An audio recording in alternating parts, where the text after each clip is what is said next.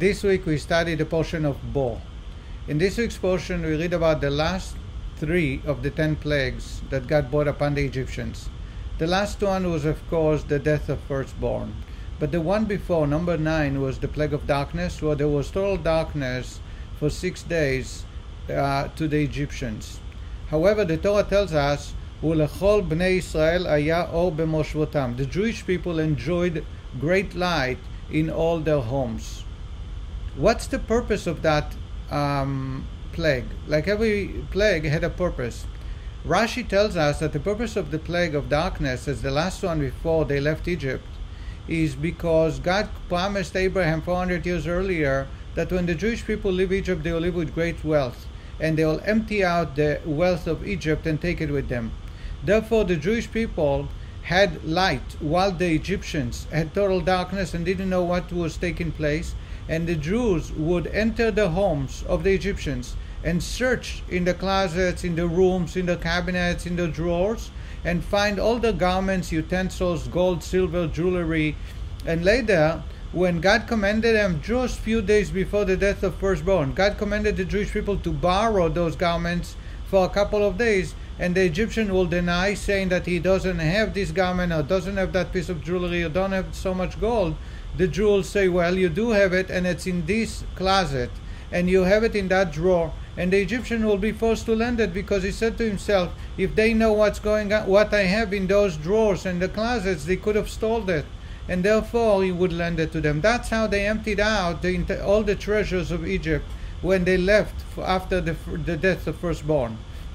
However, there is a distinction between Rashi and Medrash Rabbah, the Medrash, about the light that helped the Jewish people search and find all the treasures in the Egyptian homes. According to Rashi, the miracle of darkness was just total darkness for the Egyptians. The fact that the Jew was able to find all their treasures in the closets and drawers was because they enjoyed natural light just the way it was around the rest of the universe.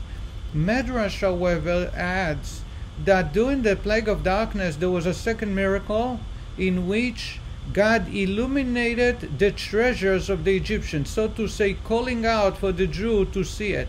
Which means, according to Medrash, not only they saw and they found what was in an open places, like in their drawers or in the closets, but they also found hidden treasures in barrels, in the walls, under the ground, because the light that was shining and illuminating the treasure will serve as a sign for the Jew to look there, and then he would know exactly what's there, to later, when the time came a week or 2 weeks later, to borrow from the Egyptian.